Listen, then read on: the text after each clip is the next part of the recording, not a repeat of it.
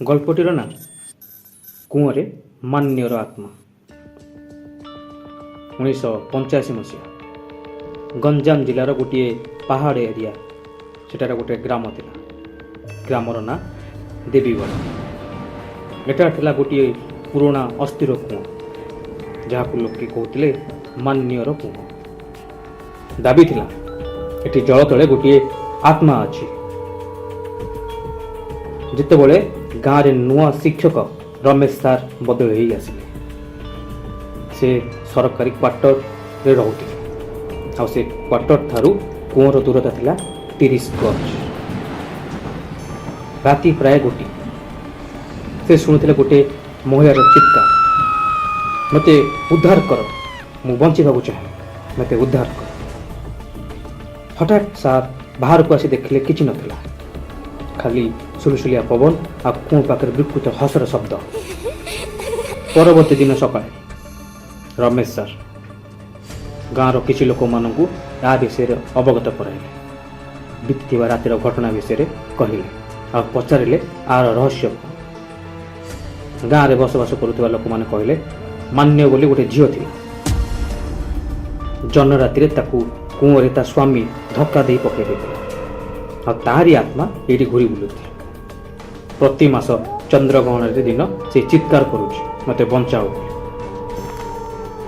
Ramesh sir ଏହାକୁ କାଳ୍ପନିକ ବୋଲି ଭାବିଲେ ଆଉ ତାଙ୍କ ମିତ୍ର ଡକ୍ଟର ପ୍ରଦୀପଙ୍କୁ ତାଙ୍କ ଗାଁକୁ ଡାକିଲେ ଆଉ ଏହା ବିଷୟରେ ଅବଗତ କରାଇଲେ। ସେମାନେ କୂଅ ପାଖରେ recording machine, night vision camera ଏବଂ ଅନ୍ୟାନ୍ୟ ସାମଗ୍ରୀ ରଖିଥିଲେ ଆଉ ଦୂରରୁ ଲୁଚି କରି ଝରକା ପାଖକୁ ଦେଖୁଥିଲେ। ରାତି ପ୍ରାୟ 1, ସୁନସାନ ଏରିଆ। ହଠାତ୍ ଦେଖିଲେ କୂଅ ପାଖରେ କିଛି ଦୃଶ୍ୟ, କିଛି ଛାଇ ଧୀର ସୁରରେ କିଛି କହୁଥିବାର। ଏହାପରେ ରମେଶ ସାର୍ ଅଚେତ ହୋଇ ପଡ଼ିଲେ ଆଉ ଡକ୍ଟର ସେଠୁ ପଳେଇ ଆସିଲେ। ଚନ୍ଦ୍ରଗ୍ରହଣ ପୂର୍ବ ଦିନ ରମେଶ ସାର୍ ଏବଂ ତାଙ୍କ ସାଙ୍ଗ ଡକ୍ଟର ପ୍ରଦୀପ ସବୁ ଏଭିଡେନ୍ସକୁ ନେଇ ଭୁବନେଶ୍ୱର ଚାଲି ଆସିଲେ ଓ ତାକୁ ଆନାଲିସିସ୍ ମଧ୍ୟ କଲେ। ଦେଖିବାକୁ ପାଇଲେ ଏକ ମହିଳା ଆକୃତିର ଜଣେ ଲୋକ ସେ କୂଅ ଆଖପାଖରେ ଘୁରି ବୁଲୁଛି।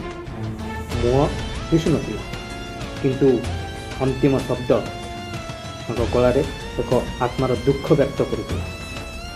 ଏହିସବୁ ଏଭିଡେନ୍ସକୁ ଦେଖି ସାରିଲା ପରେ ରମେଶ ସାର୍ ତାଙ୍କ ସାଙ୍ଗ ପ୍ରଦୀପ ଏଇଟା କାଳ୍ପନିକ ଷ୍ଟୋରି ନୁହେଁ, ସତ କାହାଣୀ ବୋଲି ଭାବି ନେଇଥିଲେ।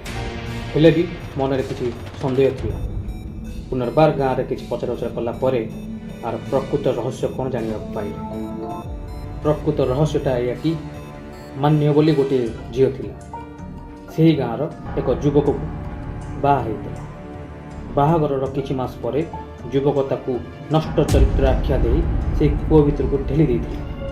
ସେହି ପରଠାରୁ ମାନ୍ୟର ଆତ୍ମା ସେହି କୂଅ ପାଖରେ ଘୁରି ବୁଲୁଥାଏ।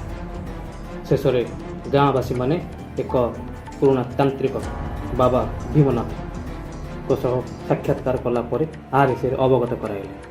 ବାବା ଭୀମନାଥ ମାନ୍ୟ ଆତ୍ମାକୁ ଶାନ୍ତ କରିବା ପାଇଁ ଗୋଟିଏ ଶ୍ରାଦ୍ଧ କ୍ରିୟା କରିବାକୁ ପରାମର୍ଶ ଦେଲେ। ଏଥିରେ ସମ୍ପୂର୍ଣ୍ଣ ଗାଁ ମିଶିକରି ଶ୍ରାଦ୍ଧ କ୍ରିୟା ମଧ୍ୟ କରିଥିଲେ।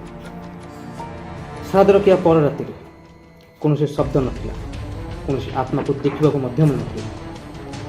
କିଛି ଲୋକ କହୁଥିଲେ କୂଅ ପାଖରେ ଗୋଟିଏ ମହିଳା ଅସ୍ପଷ୍ଟ ଆକୃତିର ଅନ୍ତିମ ଥର ଦେଖାଯାଉଥିଲା ଏବଂ ଆକାଶ ଦିଗକୁ ଧୀରେ ଧୀରେ କରି ଯାଉଥିଲା।